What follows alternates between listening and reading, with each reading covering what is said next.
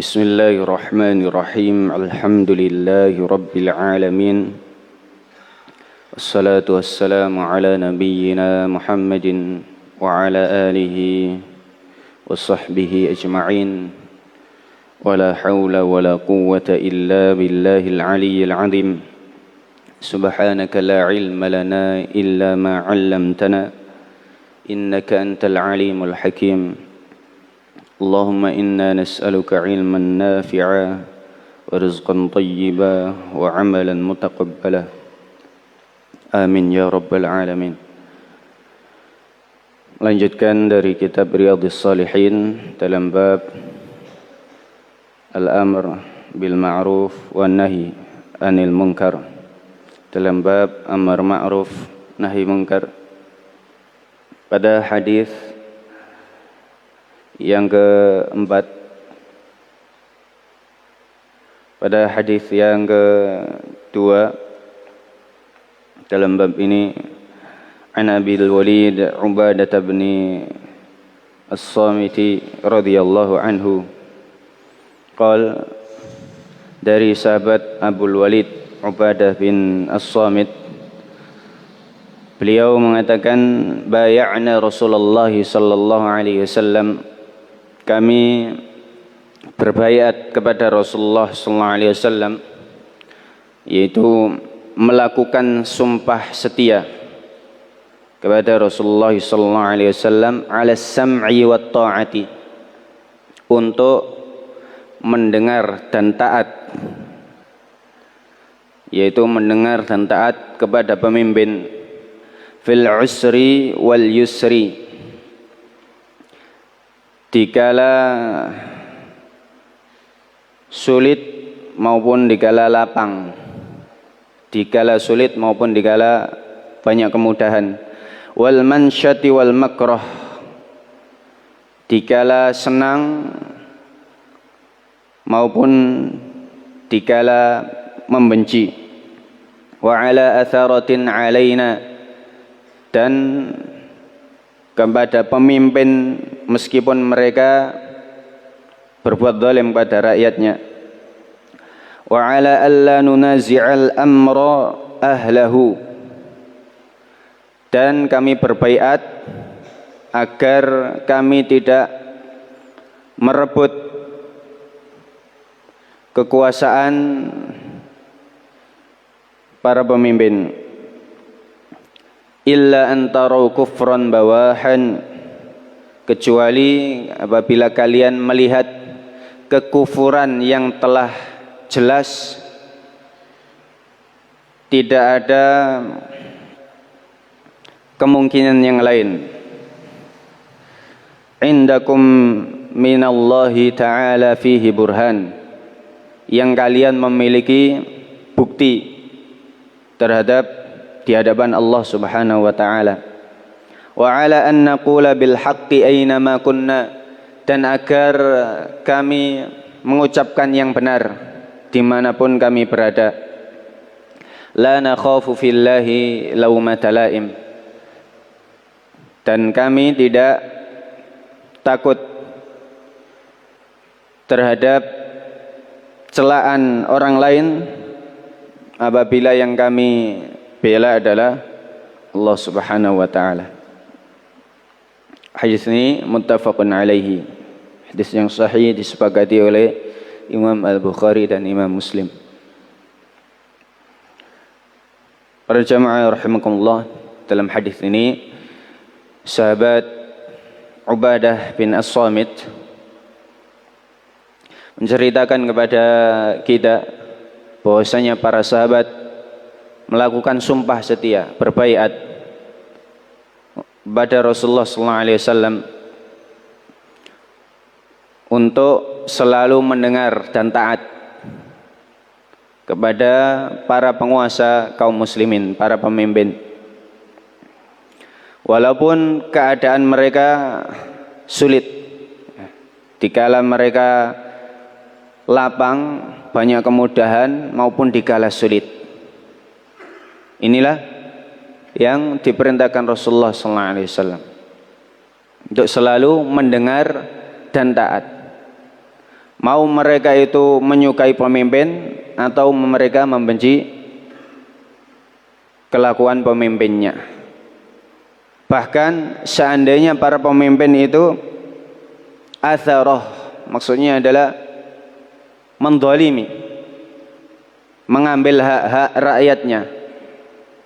Tetapi perintah Rasulullah SAW adalah untuk selalu mendengar dan taat, selalu nurut, kecuali apabila yang diperintahkan itu adalah kemaksiatan, maka tidak boleh taat.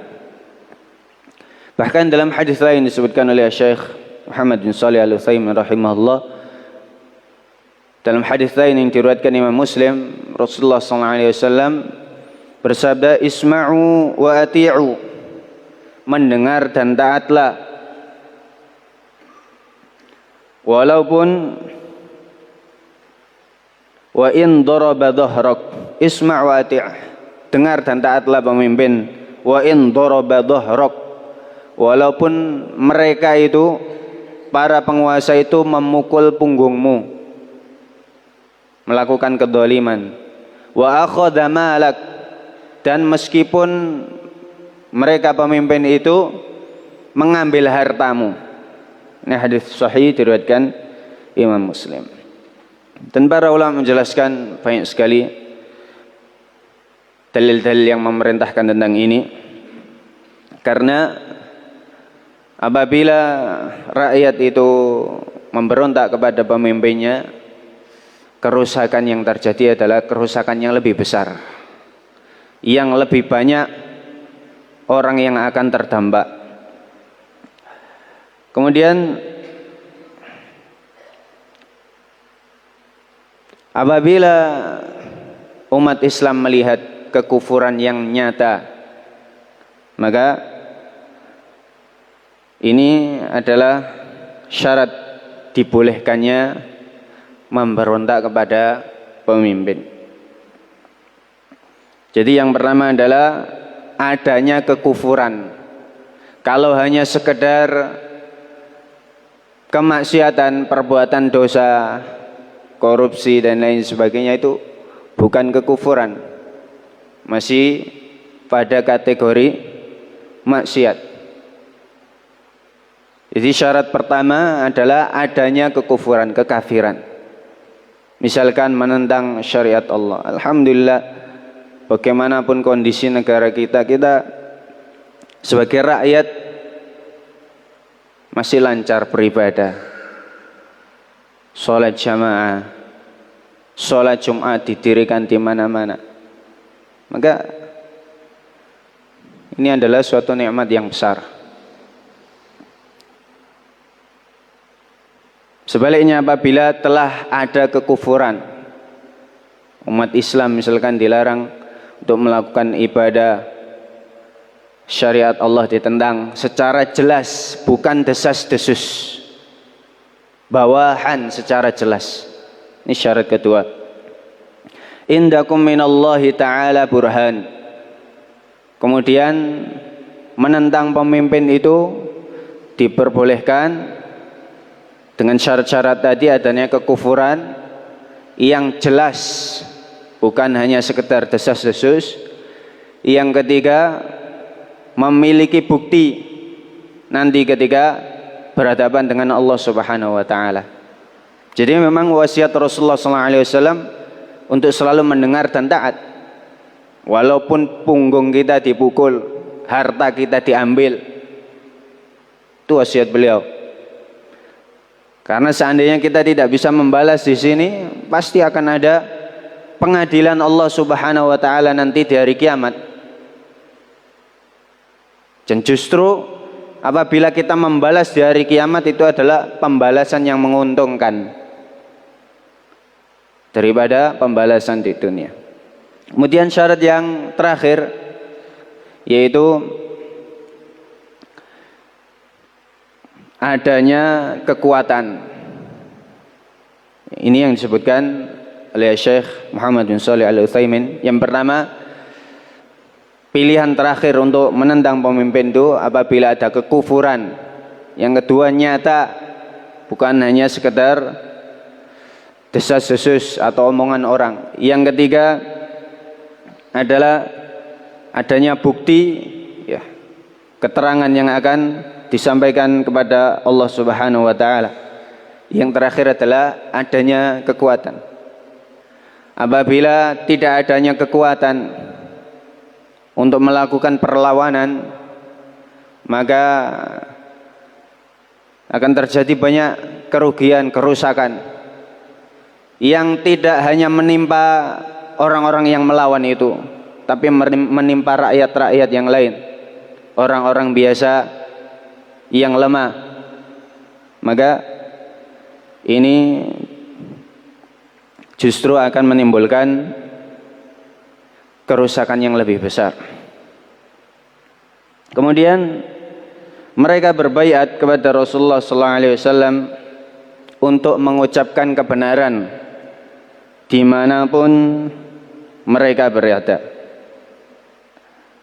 Jadi disinilah perintah dari Rasulullah SAW untuk amar ma'ruf nahi mungkar dimanapun dan kapanpun.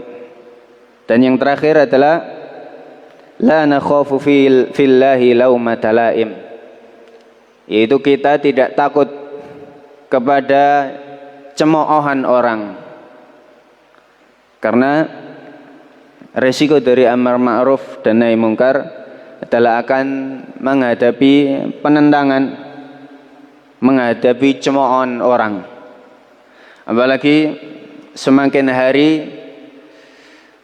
ilmu tentang agama Islam semakin dilupakan, maka hal-hal yang menurut orang-orang awam itu asing, aneh, biasanya akan mendapat cemoohan.